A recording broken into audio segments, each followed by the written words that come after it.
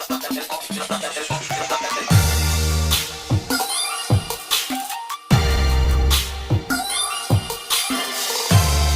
dense forest, a supernatural entity, mysterious murders taking place, a hill station with a prestigious residential schools.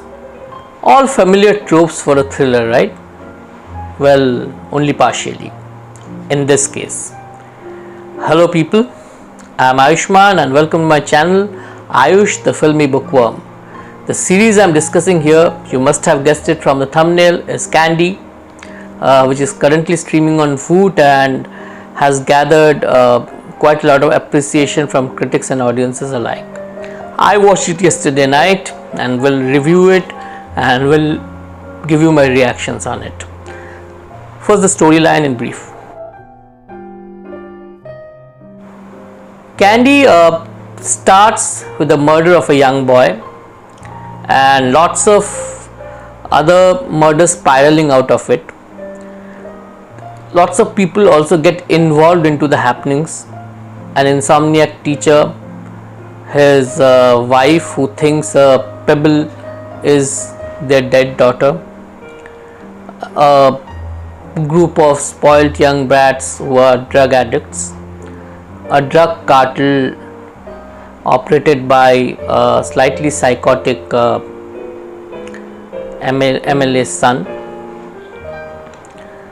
a girl traumatized by her boyfriend's death, and a cop, a lady cop who is hovering between the right and the wrong and is in a lot of dilemma. So all these characters are connecting the dots which lead into the mystery of Masan, a supernatural entity roaming around the forest and supposedly molesting girls and killing people. So what is the mystery behind it, and what is the mystery behind Candy? Why the series has been named Candy? I'm not going to give any spoilers. I'm not going to discuss the storyline any further.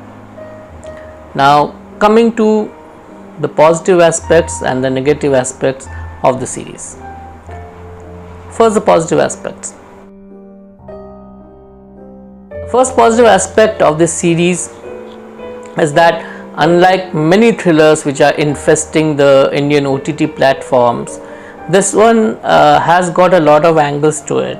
This one has a psychological angle. It also discusses drug cartels operating in different parts of South Asian countries and also in India, and they are assimilated very well together. It has got a very solid and a very sound script.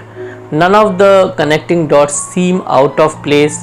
None of the tropes seem out of context just to infuse some scary moment. Also a slow burn kind of a thriller, just the kind of thriller I like personally, where in the first 2-3 episodes they just establish the characters and the goings on, and from the 4th episode onwards they surprise you with twist after twist after twist. In fact, the last episode has got at least 4 to 5 twists, which would be like facing bouncers from fast bowlers by probably batsmen of the subcontinent. It's like that. The feeling is like that. It bamboozled me personally. So this is its biggest merit, I believe. Point, of course, is the breathtaking cinematography.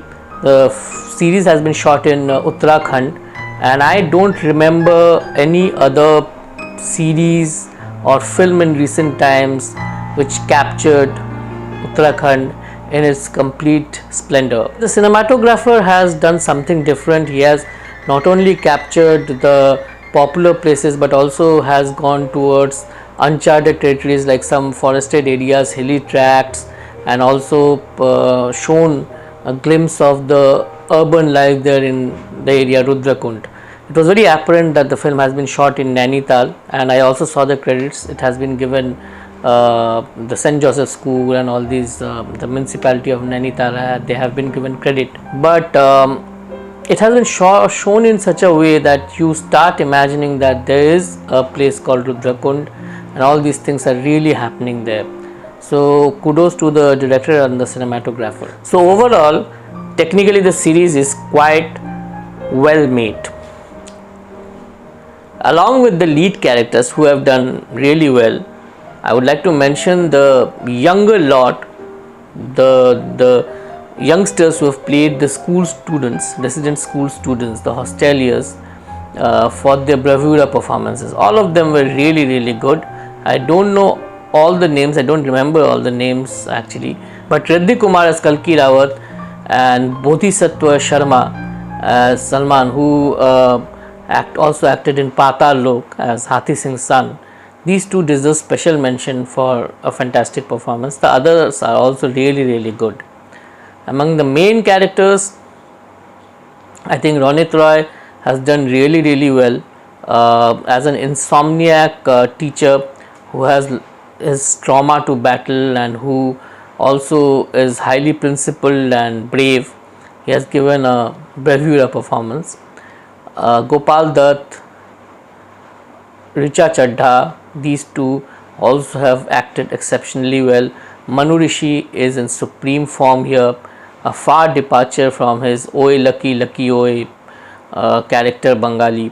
He has enthralled the audience with his cruelty as well as his vulnerability. But I think the real surprise package of the entire series is a guy called Nakul Roshan Sahdev, who has played Vayu Ranawat, son of the MLA. He is spunky, he has got an attitude and he has a spark.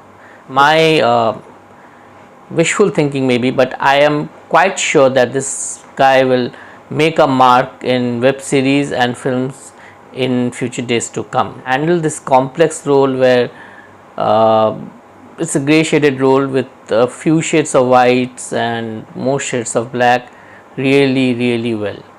Watch out for him in future. Now this series again is not without its negative points, so I'll discuss the negative points. There are only two. First negative point of this series is one note performances or forced performances by some of the characters. I don't blame those actors or actresses. I think they are good actors or actresses. I have seen them performing better in other series or other films for that matter, but here they have given strictly one note performances, probably due to them not getting their due place in the script or in the narrative. I would have dismissed these characters had it been an inferior series, but see, this series is really worth a watch, and these kind of one note performances, they stick out like a sore thumb. The second one, I won't call it a negative point, but it was a little awkward to see 16-17-year-old children behaving like adults, speaking like adults, the gait and postures like like of 22-23-year-old girls and boys. I do understand that the students who study in a residential school, they mature at their ages, but then I would like to say at the same breath that even if I keep that in mind, still some of the characters didn't look like school going boys or school going girls. Just a point to make. I can't call it a negative point though, just a bit of an awkwardness for me, or I think for any other sensible audiences watching this series. So these two are the only negative points I could find in this exhilarating racy thriller. Watch it for the twists and turns in the last 3-4 episodes.